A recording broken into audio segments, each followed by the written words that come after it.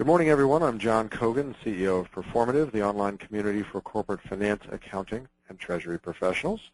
I would like to welcome everyone to the webinar, Cloud Computing and Software as a Service for Finance and Accounting.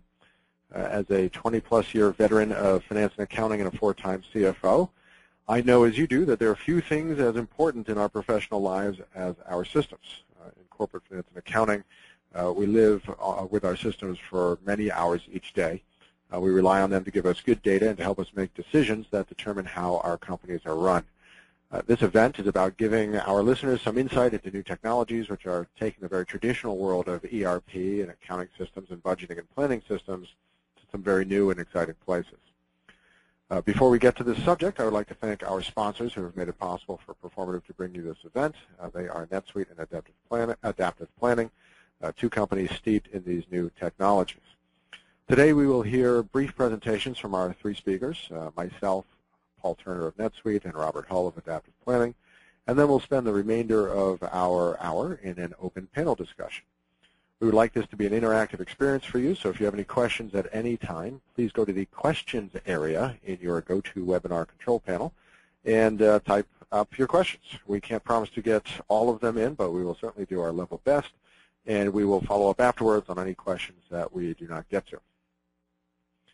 We will also be sending out soft copies of this presentation to all the attendees, so you don't have to take copious notes. Just listen and you'll get the slide deck later on today. We are offering CPE credits for the CPAs in today's audience, and I will also give you this information later, but in order to get your CPE certificate, please send an email to Tanya Walsh, T-Walsh, W-A-L-S-H, at proformative.com. That's twalsh@proformative.com. And then she will send out your CPE certificate. Okay, without further ado, let's get started. I am first up, and we'll give you a brief primer on cloud computing and software as a service, so we can have a common vocabulary. I have been working with cloud technologies for many years at many companies. Proformative is largely in the cloud as a company with our systems and our online platform. So hopefully we can give you a quick tour through what these new technologies are from a high level. Some learning objectives on the screen, and let's just hop right into the primer. So first off, according to Gartner, 63% of IT dollars are spent on administration and support. This is a tremendous amount of money spent basically to A, keep the lights on, and B, do things that your company doesn't that much care about doing. This has nothing to do with your product. This has to do with your internal systems. Everything from email systems to perhaps running your website, to introducing products to your customers online. There's very little of this money that's actually spent on creating new and innovative technology or new things to present to your customers. This is all spending money that doesn't really get you much other than turning the lights on and, as I say in the telecom business, giving you dial tone.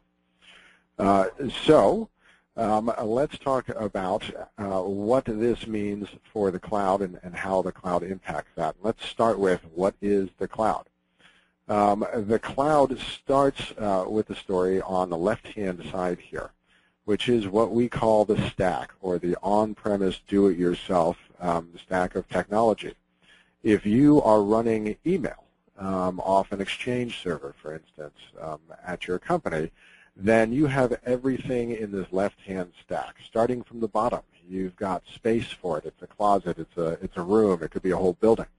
You have to send power to that space. You have to cool the space, etc. You need a network to communicate with the outside world.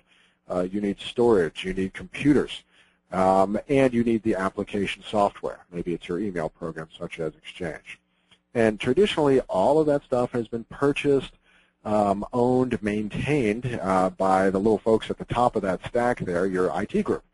And they are responsible for uptime, making sure your programs work, and that they're always available to you. And this is an expensive proposition. You have to buy all of this stuff, the space, the cooling, the computers up front, You pay for power and cooling as you go. You certainly pay for the IT professionals as you go. So this is just a constant drain on both CapEx and OpEx. And it's really not what your company is about. Your company is about delivering products or services. It's not about running an IT shop.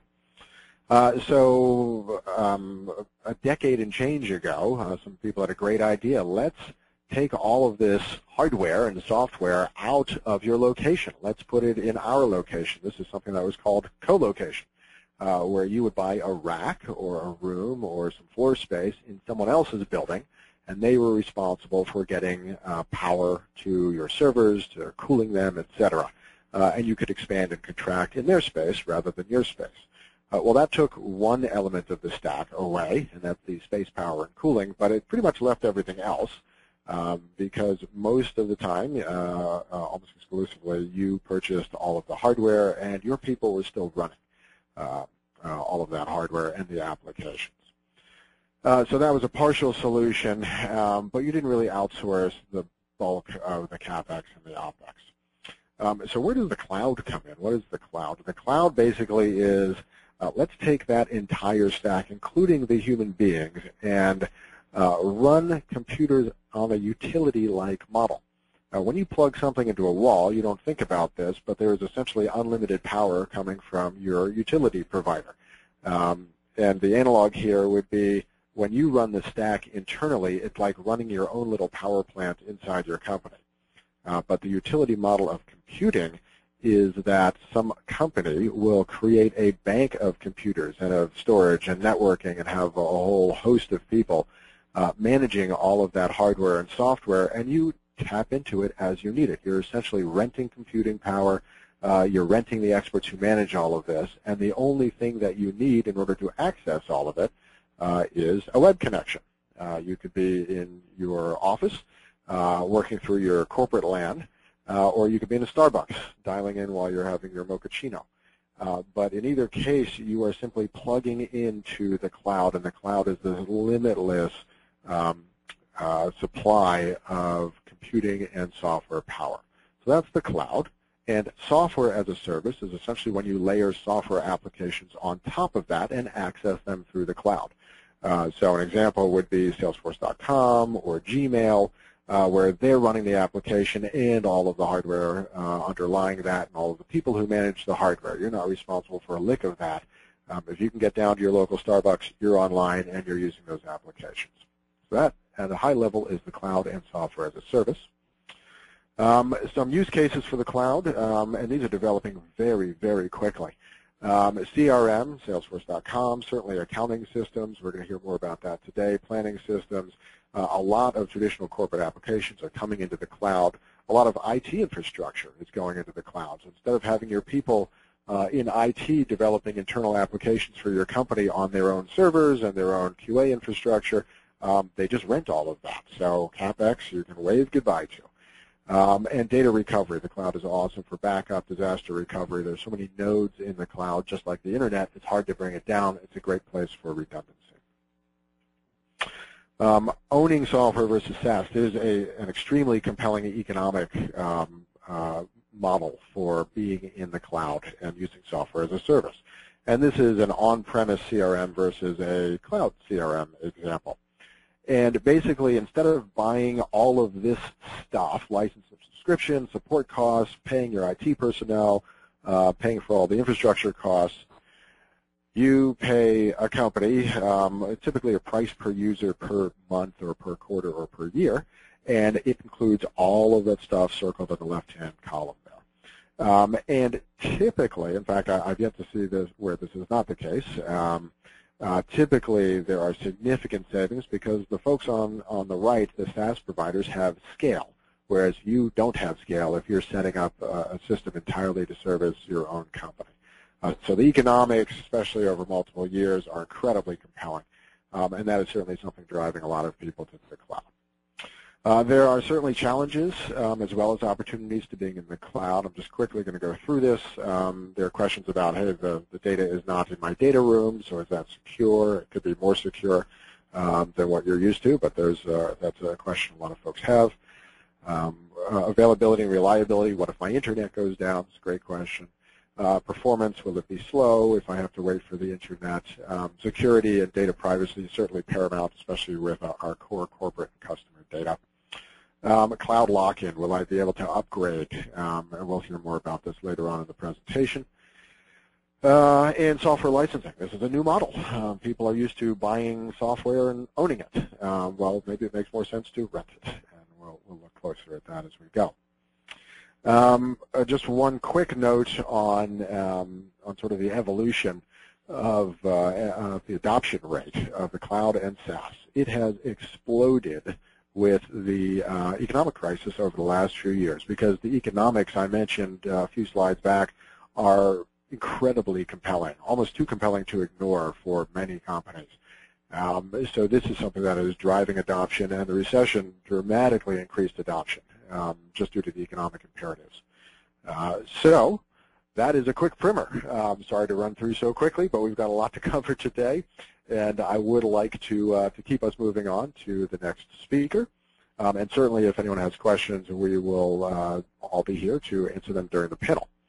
And as a reminder, if you have questions as we go, please feel free to drop them into the question panel on your GoToWebinar control panel. And yes, we will be sending a copy of this presentation out to everyone.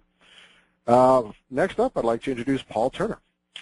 Paul has implemented and defined strategy for financial software applications for the past 15 years in senior product strategy management, software implementation, and other roles. Paul is currently a senior director at NetSuite.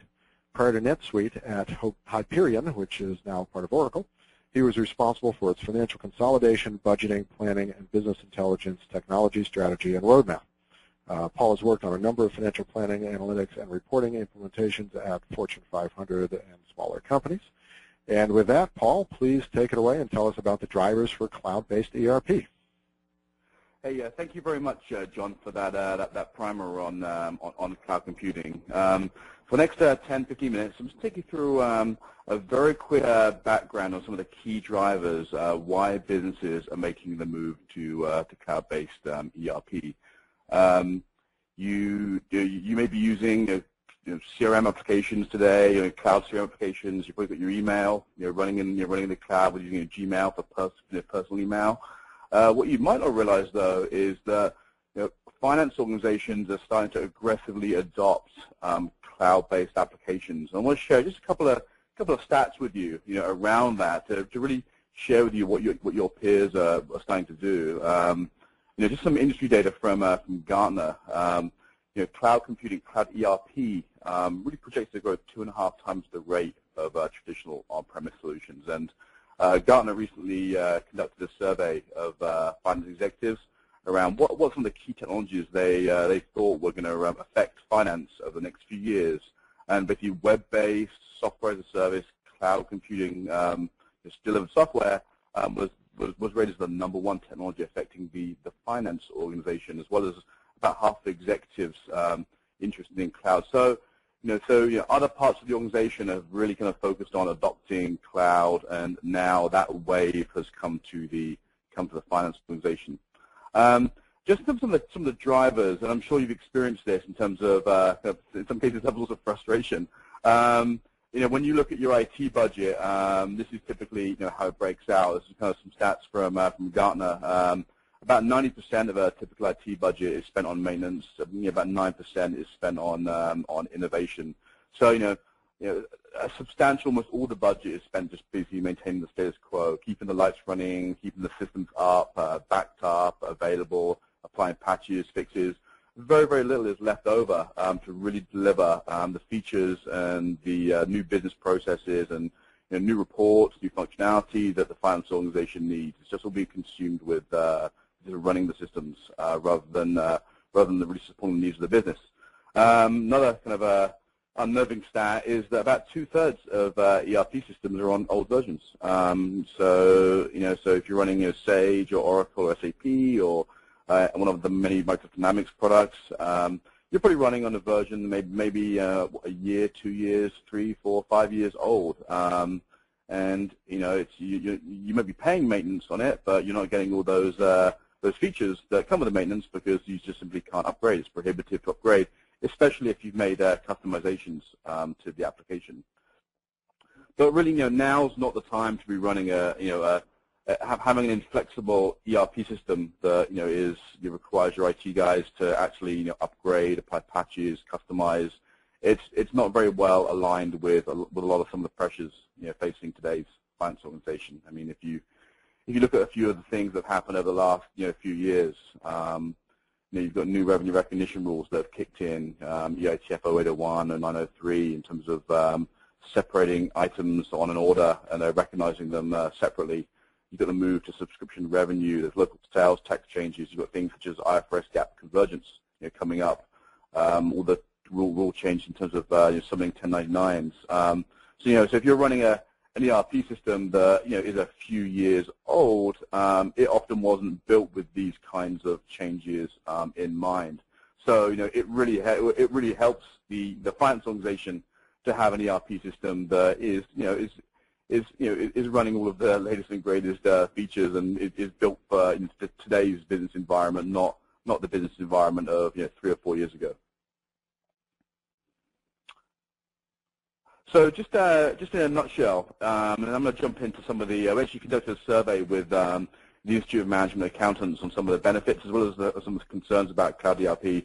But before I jump into that, just want to share with you, just in a nutshell, what we've heard when we speak to organizations that are running Cloud ERP, what it's meant for their finance organization. So, really the first one is really what I talked about in terms of it enables them to keep up to date with the latest accounting changes. So just like when you use Gmail, or if you use Salesforce.com for your CRM, you get the upgrades automatically as part of the service. You get new functionality just transparently as part of just part of the new rollout. You don't have to do anything to get new features. It's the same for cloud-based ERP. So the new tax changes, or maybe there's some local changes within a geography, for example, or maybe there's revenue recognition changes.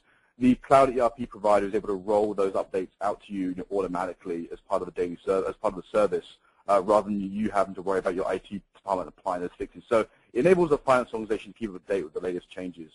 Another key benefit, and this is one we're hearing a lot more of, is that a lot of finance organizations are becoming increasingly distributed. So you might have offshored part of your finance organization, or you might have a accounts receivable function in a separate part of the country. When you're operating through a web browser, everyone can log in and access the application from anywhere. So it really helps out if you have an organization that's fairly distributed versus having a centralized ERP system that requires lots of clients and that kind of stuff to install. Self-service customization.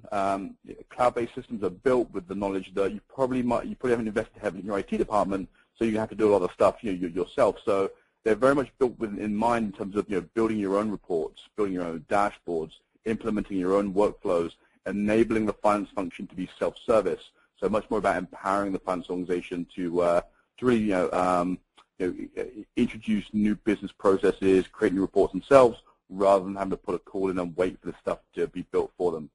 It also enables the allocation of, and this we touched upon John's slide earlier on, reallocating the IT budget away from just simply keeping the systems running, much more to innovating, much more to actually freeing up that budget and focusing it much more on the business process that finance needs, rather than patches, backups, and fixes, and all that kind of stuff. Just want to share with you some quick stats from this is a survey we conducted with the Institute of Management Accountants. About 800 respondents, all finance different levels within the finance organization. We just asked them what some of their perceived benefits around Cloud ERP were, and this is kind of really broke out in terms of to touch on John's breakdown a little bit more. The main benefit around total cost of ownership, dramatically reducing the cost of running your ERP systems.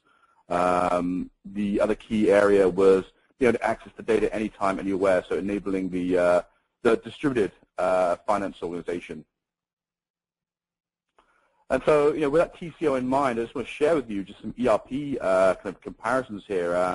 So NetSuite offers a cloud-based ERP system, and we actually benchmarked the costs of running a system like NetSuite versus running traditional ERP combinations such as Dynamics, Great Plains, and CRM. And so we worked with a company called Hurwitz Associates to basically conduct the analysis and break out the TCO. And if you're interested, you can contact me afterwards, and I can send you the actual underlying report with all of the breakdown details. But just to give you kind of a small breakdown here is that the way it broke out was for a 4-year TCO in terms of headcount, training, server-based infrastructure, kind of cost reduction, training costs. The final breakout was about a 50% reduction in overall TCO. So over 4 years, you'll be able to basically save 50% of your costs of running ERP. And in many cases, what we find is either businesses can take that to the bottom line, or they can basically take those resources and headcount and really put those into a much more kind of strategic function within the business rather than just simply focus on the tactical aspect. So there's some pretty substantial savings, and it really is. It happens at every level. What we're finding is small and medium-sized businesses have made the move to cloud. We're actually finding that large enterprise, and we'll show you some numbers and some names a little bit later on, are also making the move and realizing the same kinds of benefits. So we talked about this in terms of enabling distributed finance organizations. So real key benefit with Cloud ERP. It's much easier to work with a shared organization. So at NetSuite, for example, we run our own software. We run our own cloud-based ERP system. We use it to run the business.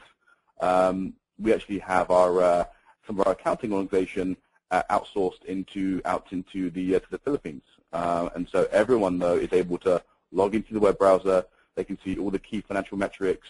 They can close out sales orders. They can send out invoices. They can do it from anywhere in the business, no matter where they're located. Okay, so it enables the finance organization to basically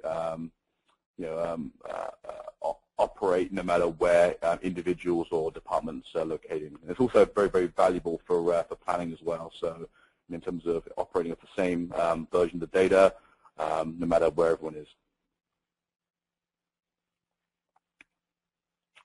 Just want to share with you some stats from actual customers that made the move to the cloud. Just quickly fly through these. Success Factors, public software company. They saved about $250,000 by moving from their existing on-premise to cloud ERP. Also, speed of deployment as well. SolarWinds, another public company.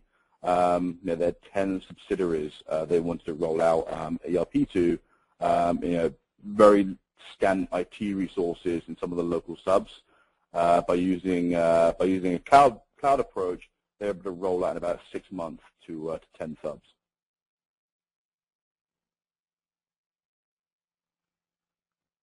Just move these slides forward a little bit.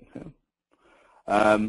Just want to kind of share with you some, and John touched on these a little bit, just some of the concerns about Cloud ERP. So we asked the same survey group, the Institute of Management Accountants, is what are some of the concerns you guys have around deploying a Cloud ERP solution? And one of the concerns was around security. Is it as secure as running my on-premise solution in my server room?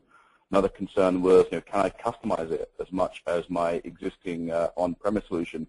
Now, what we found is that when we talk with finance organizations and IT departments at mid-sized businesses, and we share these kinds of stats you're seeing here, one of the things that we often hear is that, wow, you guys have, a Cloud ERP solution can actually be more secure and more reliable than what I'm using today with my on-premise system. So these are just some of NetSuite's stats. And so NetSuite provides a Cloud ERP solution. We provide a 99.5% uptime service level commitment, and that is an uptime that is much higher than many businesses are realistically able to achieve internally. And we actually provide a commitment around that which says if you don't meet it, we'll actually refund a month's worth of subscription around that. So obviously we're heavily motivated to keep this thing up and running, to meet that SLC. And to give you an idea of how effective that is, last 12 months uptime, 99.97%. So if you think about your own ERP system that you're running, you probably haven't achieved that level of kind of high uptime. So in other areas around security, even today, if you're using an on-premise system, you've probably still got users accessing the system over the internet or through their phones or through VPN. The key difference is with a cloud-based system is designed to be accessed over the internet in a very, very secure way. So, for example, NetSuite security is 128-bit level security, the same as you get with online banking. So extremely secure. All those patches and upgrades applied automatically, 20 minutes maintenance per week, so, and typically in your out-of-office hours. In terms of passing on innovation to the finance organization, 2 automated upgrades a year automatically. So this is just it basically happens while you sleep. You get all the new functionality rolled out to you automatically. And there are key certifications that are typically quite prohibitive that you get automatically with a Cloud ERP solution that are typically quite costly to implement internally with your own kind of on-premise systems. So, for example, NetSuite is SaaS Type 2 audit complete. So we've been through all of the certification that audit. So it means you don't have to go through that yourself internally, as well as very, very rigorous security standards such as PCI level security. So, and these are typically to require dedicated IT, 24/7 IT resources from the cloud provider.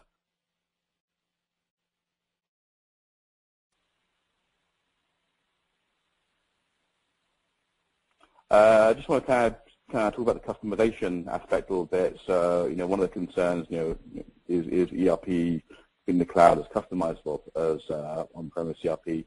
Just want to share some stats with you. According to Panorama Consulting, customers customize SAP, Oracle, and Microsoft Dynamics traditional on-premise solutions in moderate-heavy customization, such as things like custom scripts, workflows, dashboards and reports, schema customization. They customize them about 3/4 of the time. NetSuite is about the same. We found by looking at our customers, about 3/4 in terms of moderate-heavy customization. But the big difference is that when you customize a cloud ERP solution, slide to build here.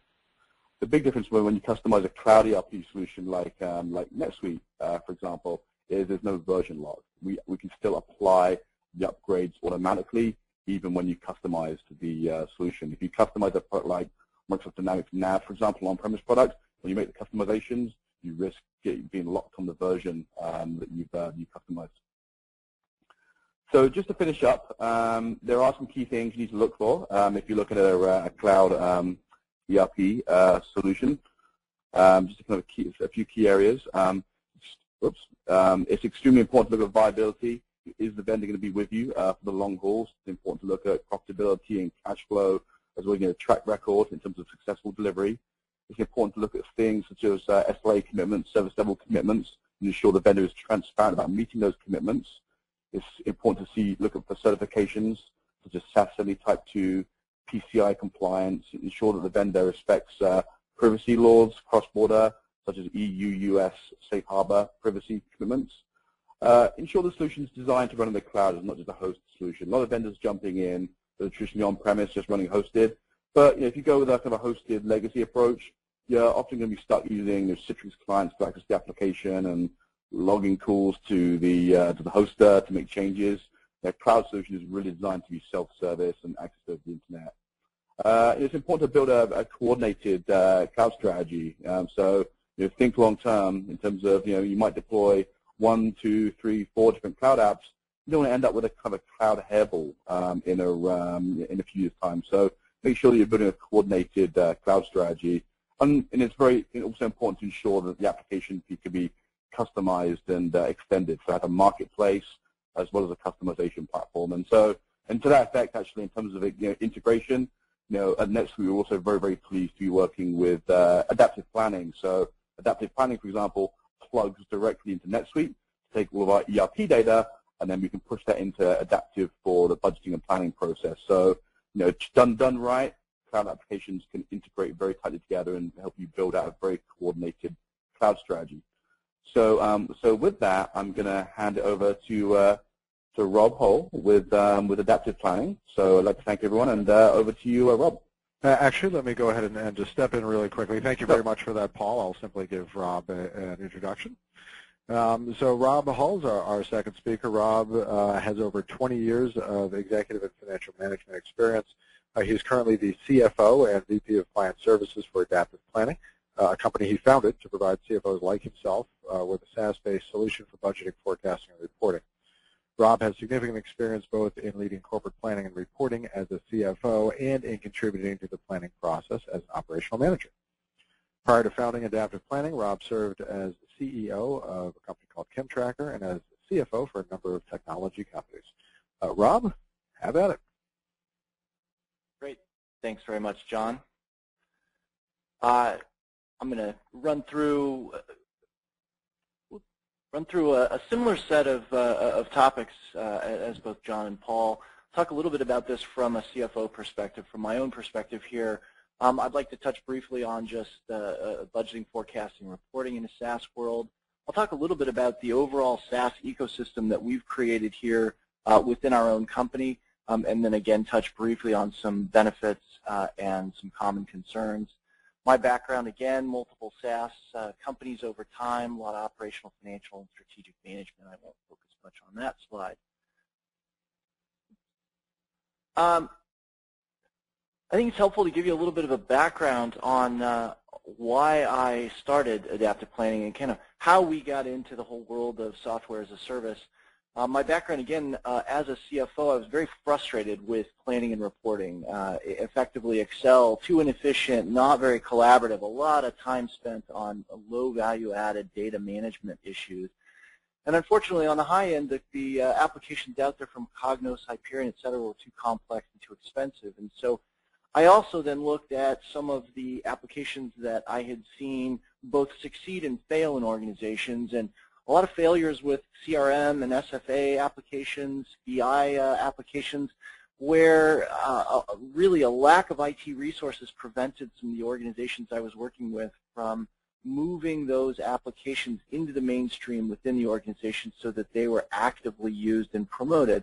On the other hand, saw some very good success early on in 2001, 2002 with Salesforce.com, and sales organizations really embracing and beginning to use software as a service technology. And so I stepped back and said, hey, this is really a perfect market opportunity. That is that planning and reporting, budgeting, forecasting, reporting is really a perfect fit for a SaaS delivery and business model. It's a very dynamic environment in planning. Things change a lot in a very collaborative and distributed organization typically. So you've got a lot of people across your organization wanting to touch the planning process. What I also found is that we could put together a very easy to use, easy to implement application as a SaaS application that ultimately avoided IT bottlenecks and really put finance back in control of the business solution that they were looking for. And then finally, really because of the economies of scale here, we could make that a very affordable application for our customers. So with SaaS planning, reporting, a couple of key things became very clear. It's a very collaborative type of environment for planning, right? You've got lots of functional units, business units, maybe very distributed geographic entities, all wanting to work in the same set of data and know that they are in the same version at any one time. You've got the ability as well to create custom data entry templates, so you're not locked into the same Excel-like template that's then used over and over. You can actually customize things very easily within a SaaS application to be unique for the particular users that are going to see those things. Things like consolidation of data and data from a variety of different sources become very easy in a SaaS application. So in a SaaS planning application, you've got multi-currency capabilities without the need to install language packs or anything of that sort. Multi-language, multi-entity, lots of distributed, complex organizational capabilities that can be automated in the consolidation process very easily. Dashboards, reporting, lots of scenario analysis and frequent forecasting. We find clients out there doing lots of merger and acquisition analysis, looking at new types of products and territories, and really looking at the impact of a changing economy on their business to allow them to be very dynamic in their planning. They're doing all of that in an application then that, again, very little infrastructure for them to manage but really then allowing them to spend their time on the business problem that they are trying to solve here. And so finance really, as we talk to our customers, one of the key things we hear is that finance is in control. They're no longer beholden to IT to either get up to speed with implementation, to do updates and patches, and they're not beholden to consultants because the application is configurable on the web, in their browser, in a way that's easy to understand for a finance user and not tailored to an IT user on the backside. Our own ecosystem internally, we definitely drink the SaaS Kool-Aid. So as an accounting and finance organization, actively using clearly adaptive planning, but also NetSuite, Salesforce. We do a lot of our banking through Silicon Valley Bank online. All of that done in the cloud. Professional services as well through NetSuite's Open Air product, Salesforce, a lot of WebEx use with our customers. Our development team has SaaS applications, and our sales and marketing organization, very SaaS-based as well. So we're able to support our entire company with very few on-premise installed applications. In fact, the majority of our business operates in the cloud with the applications that you see here today. And we do that, therefore, with very little internal IT support. So we run a very efficient organization overall. Some of the benefits of SaaS, I think I've talked about some of these, but let me quickly touch on them, and I think it's going to be a little redundant with what Paul and John have said. But again, you know, this concept of no IT as a finance organization, what we've heard over and over again is that our customers say to us, hey, look, it is great that we're back in control of this planning process. So when I need changes to be made, when you release new software, I'm not beholden to IT to do something for me in order to move my finance organization forward. Additionally, we've got clients that are rapidly deployed. So, you know, forget needing hardware to be ordered and servers to be configured. Clients are up and running in a matter of days to weeks and a very short time to value. So you're getting rapid reward for the dollars put forward here for the application. Another important aspect of this I don't think has really been touched on is the ability for you to try this before you buy it. So we will offer you, and many SaaS vendors will offer free trials where there's nothing for you to install, things are already configured and set up, and effectively you can get in and try it in a live working instance before ever purchasing anything. So you really have some sense for how is it going to work, how will it look, is the performance what I'm expecting, is the functionality and feature set there. And even better is that what we'll do with our clients is let them actually convert that trial into production when they've purchased and delivered. So if they take a blank trial and begin to actually configure the application for their organization, they can then quickly roll that into production and on out to their clients or out to their customers internally.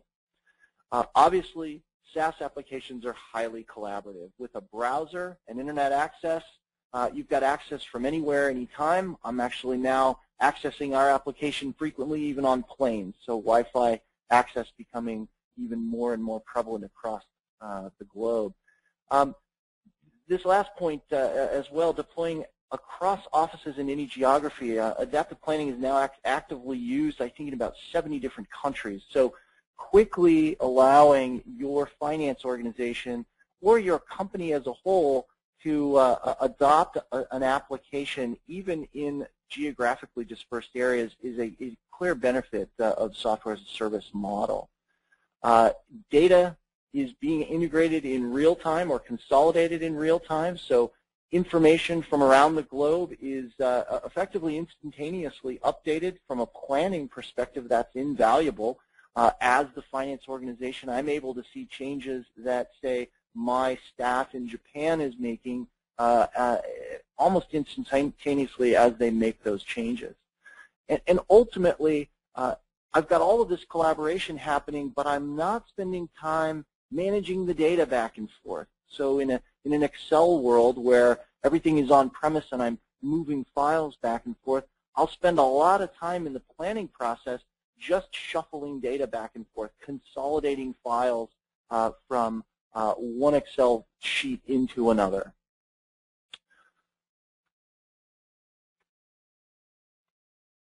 A couple of other quick benefits. Financial value proposition. Paul talked a little bit about this as well. Subscription-based pricing, no capital outlays. It's an expensed item, very high TCO. We've also done similar studies to what NetSuite has done, found about 77% lower total cost of ownership versus on-premise CPM or corporate performance management, budgeting, forecasting, and reporting. Scale is an important issue here. You're going to purchase what you need when you need it. So you need to start with 5 seats. Great, start with 5 seats. Several months later, you may find you need 6, 7, 8 more seats, 10 seats, 15 seats. Those seats are added as you need them on demand by you. And ultimately, we as SaaS vendors are highly accountable to you as the customer. You can cancel your subscription at any time if you're not satisfied. And that makes us very focused on the customer satisfaction and the customer experience. As a result, we've been named #1 in customer satisfaction by a number of organizations, Gartner, BPM Partners, and that's against a very wide range of both SaaS and on-premise applications. Data integrations are possible. This does come up a lot. Can I integrate my SaaS application with either my on-premise application or with other SaaS applications? As Paul mentioned, SaaS to SaaS, absolutely. So adaptive planning and NetSuite are tightly integrated and work very well together. NetSuite and OpenAir as well, another SaaS product from NetSuite. We also integrate with on-premise general ledgers, so the likes of a Great Plains and Oracle and SAP all the way down to the small side on the QuickBooks can be integrated with a SaaS application to pull historical actuals into the model. So SaaS can work and integrate with both SaaS applications as well as on-premise applications. Paul's talked a lot about security and availability. I won't belabor that point, but again, look for certifications, look for uptime, look for various security policies. From a common concerns perspective, these are similar to what both Paul and John talked about. Let me give you a few things to think about as ways to get past that. So functionality, is this SaaS application going to meet my needs? Like I said, in many cases, you're actually able to try it first. So get in, play with the trial, check out the functionality. I think you'll find that SaaS applications are both very feature-rich and highly customizable. But don't take it just from your vendor's perspective. Talk to references. Ask your vendor for references. Try to get industry-specific references as much as possible. Again, security, SaaS 70, security policies, lots of third-party audits out there. I think what you're going to find is that SaaS vendors, because it is their business to be highly secure, highly available, have put in place infrastructures that are probably going to be more secure and more available than what you might find internally. Availability, lots of uptime statistics published. Again, Paul's talked some about NetSuite's published statistics. Adaptive Planning does the same thing, publishing statistics about uptime. Service level agreements are also something to ask about. What is the level of commitment that that vendor will make, and what history do they have of achieving that service level agreement over time? How is backup, restore, disaster recovery handled? I think, again, what you're going to find is that the SaaS vendors have really thought this through in a way that often is going to exceed the types of capabilities that your IT organization internally will provide to you. And then finally, on performance, again, try it. A lot of times you're able to get in and check it out. I think, again, what you'll find is SaaS vendors are very focused on making sure the application performance is very acceptable and very satisfactory, regardless of where you are around the world. So a lot of time is spent on making sure that throughput to customers is strong.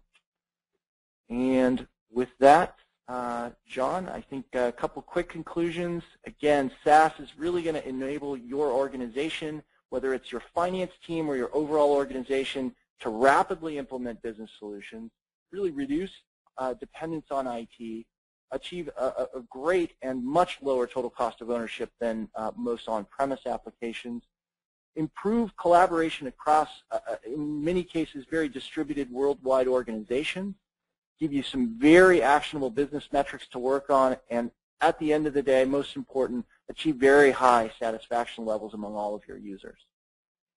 Great. Thank you so much for that, Rob and Paul. Next up, we'd love to get right into the panel discussion and Q&A. We've got a number of great questions already queued up, which we'll work on getting to. And also, if you have any additional questions, feel free to ask them in the question section of your GoToWebinar control panel. Let's start with the following. This is a great question. Regarding the TCO, Paul, you showed a 4-year TCO study. And this questioner asks, how fair is this TCO comparison? Because sometimes you'll keep your ERP system for 8 years or 10 years, and then doesn't that sort of, yet with SaaS applications, you're paying every year, over and over again for the seat licenses, et cetera. So, is that, over the long term, is that TCO still germane?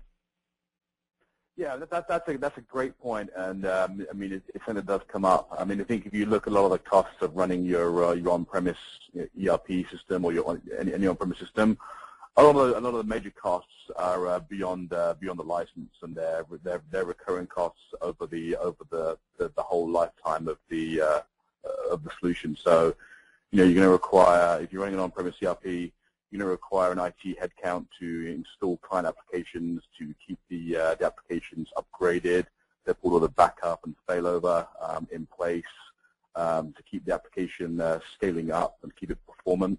You need to have IT headcount in place to customize the application, to apply patches and fixes and major upgrades and reapply customizations after the upgrades. All of that cost, a substantial part of that cost, I say, goes away when you move to the cloud. And when you actually look at the TCO, that is a big part of the TCO benefits of moving to the cloud. Another area actually that we see also is when you have a multi-subsidiary company. I think Rob touched on this a little bit too. Is that when you have a multi-subsidiary company, often it's prohibitive to deploy an on-premise solution out to multiple subs because you have very, very scant IT resources on the ground. So, a cloud solution provides very substantial cost savings in terms of deploying out application functionality to remote units where you don't have IT resources in place. And actually, I would add one other thing to that answer, which is that when I was at Cisco for many years, we would buy the upgrades to Oracle. So we would still be paying every few years. We would just be a few years behind because every upgrade was such a gargantuan exercise. But you did pay over and over again for that software because you wanted the new features and functionality. But you would only want to do that due to affordability and sort of operational disruption every few years because it was such a massive event. Thanks for that. Yeah, that's a great point actually, John. I mean, one to key off that point. I mean, if you look at a typical SAP customer, or say someone running R3, they're paying 20% maintenance year in, year out of the original license. But it's prohibitive for them to actually upgrade to the latest version anyway because it just requires too much IT outlay to do it. Yep. Okay, great. Next question up. We've got a question about adopting cloud and SaaS applications for small companies. And Rob, I'll ask you to give a first answer on this. Of course, theoretically, someone could probably use any of these applications from most cloud SaaS providers at a one-person company. But where do you really see the sweet spot being? Is it a 10-person company, 30 people, 50 people? What do we find to be sort of the economic and operational entry point for SaaS? Yeah, I think that's going to depend on the complexity of your organization. If you're looking at ERP, volume of transactions, and when are you getting to a level of sophistication in your business that merits a a true application here. I think the costs of software as a service applications tend to be surprisingly low and tend to be surprisingly affordable, I should say, even for very small organizations. So I can tell you, as Adaptive Planning started out and as a very small organization with, say, 10, 15 employees, we were already beginning to adopt quite a number of software as a service applications. So I don't think there's a magic number of employees, but even as a very small organization, software as a service can be very affordable for you. And what you're going to find you're getting is a very powerful application that scales with your organization as you grow. Great, thank you. Paul, anything on that topic? No, actually, nothing additional to add on that topic. Okay, great. So another good question here around security. I mean, there are, just like there are a ton of software providers all told, there are certainly very many cloud and SaaS application providers out there. How can you tell that their platforms are secure? What should you look for if you are out shopping or evaluating? Paul, what are your thoughts there? Yeah, that's in terms of security, I think a number of key things to look for. I mean, there are some certifications that you should look at. I think one common kind of misnomer is, SAS 70 Type 2 security is, SAS 70 Type 2 certification is important to look for, but it's not necessarily a security certification. It's much more of a kind of a acknowledgement of the controls that the vendor has in terms of managing your data and the processes. But it's important to look for a SAS 70 Type 2 certification. It's also important to look for very kind of rigid security certifications as well. So, for example, at NetSuite, we have a certification called PCI DSS certification, which is a very, very rigid security certification, multi-level security certification. So that's also key to look for. In terms of managing, ensuring privacy of your data, especially across borders, EU-US Safe Harbor is also an important certification to look at, as well as there are various ISO certifications as well around security. It's also important to look at how the product is architected as well. So, as I mentioned earlier, things such as 128-bit SSL security ensures your data is extremely well encrypted between your browser and the and the application.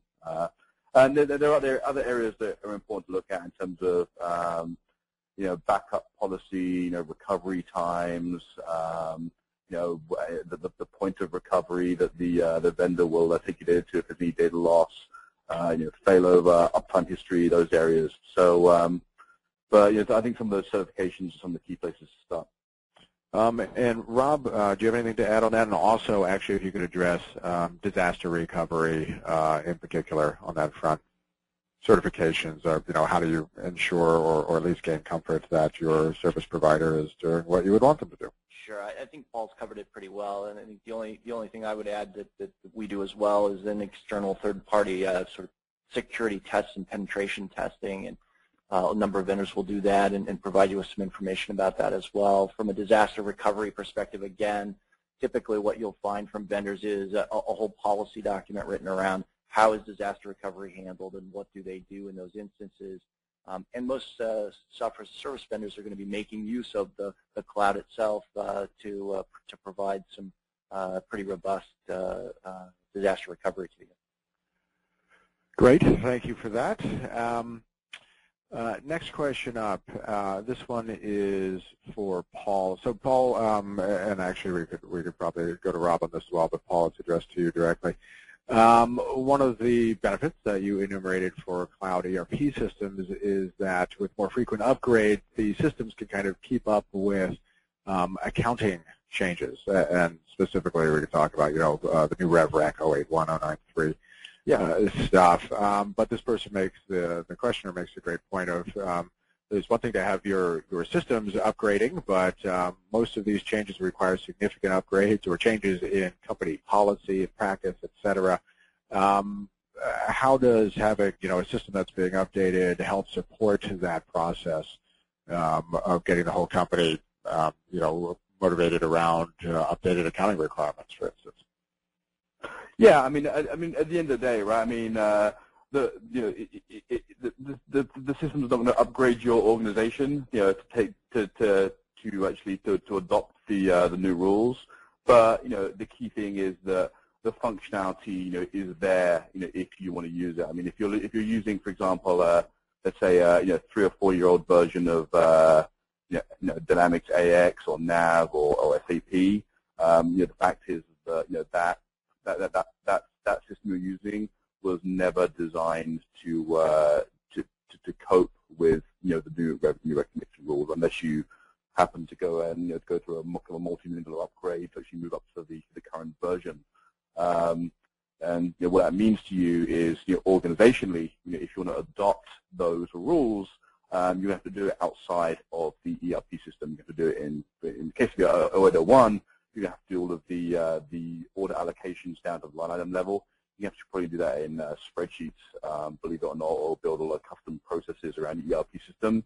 So if the ERP system has the functionality built into it to support new rules, it enables you to focus on the organizational aspects of adoption and less on the actual the mechanics and the overhead of headcount to try and make up for the shortfalls of your ERP system. Though, one thing I would say is that yes, a cloud ERP system can deploy upgrades very effectively out to the finance organization, but part of the diligence when you look at a cloud ERP provider is also to make sure that they have the R&D budget and R&D investment to obviously support the latest accounting regs when they come out. So that's also an important diligence criteria, is make sure that you're choosing a cloud ERP company that has substantial R&D to themselves keep their software up to date with the latest accounting changes.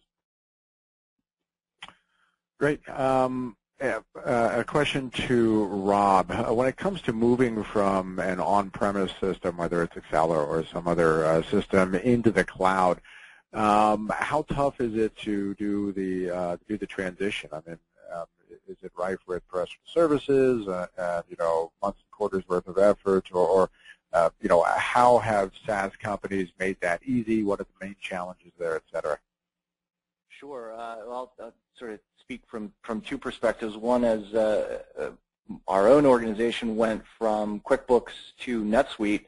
That was I'll say, very painless transition process. NetSuite's built a lot of tools to help migrate from on-premise into their application. So that process was really a matter of, say, maybe a week or two and some testing. So very quick, very low cost for us in that process. And that was years ago. I'm sure they've gotten even better at it today. For things like planning and moving out of Excel into an application like Adaptive Planning, it can be really is a matter of really days of implementation time to weeks.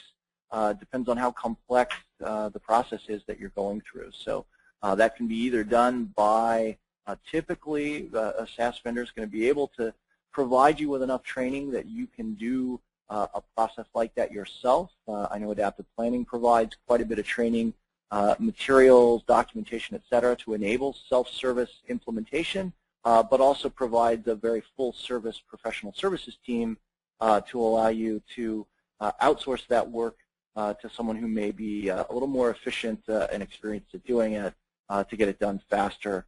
And typically what we find is that, frankly, finance organizations just don't have time. They're very resource constrained, and so the most precious resource is the time of their finance staff. So having a professional services agreement with someone like your SaaS vendor, in this case Adaptive Planning, really is a matter of not having enough time internally to dedicate to getting a transition done. Got it. Great. Thank you very much. And it is we've got 1 minute here to close up. So we have a couple of questions which we didn't get to, but what I will do is I will present these remaining questions to the speakers, and we will get them posted in the Cloud and SaaS group on Proformative. So, and Proformative, for those of you who are not familiar, is completely free, so you can just hop on and take a look at the questions there, and hopefully we'll get them out there within the next 24 hours. I would like to very quickly thank everyone for attending today. We appreciate that you are all busy professionals, and taking the time to join us this morning is appreciated. I would certainly like to thank Paul Turner of NetSuite and Rob Hull of Adaptive Planning for their time and insight, and of course also thank NetSuite and Adaptive Planning corporations for sponsoring this event so that we can deliver it to everyone. Once again, if you are interested in CPE credit, please send an email to twalsh, T-W-A-L-S-H, @proformative.com, and we will get those right out to you. We will also be sending a survey out to everyone who attended today. Please tell us how we can make this event better in the future. We're always interested in doing things better as we go. And with that said, our time is up. So thanks, everyone. Thanks to the speakers for joining us. And we hope to see you again either on Performative or at another upcoming event. Have a great day, everyone.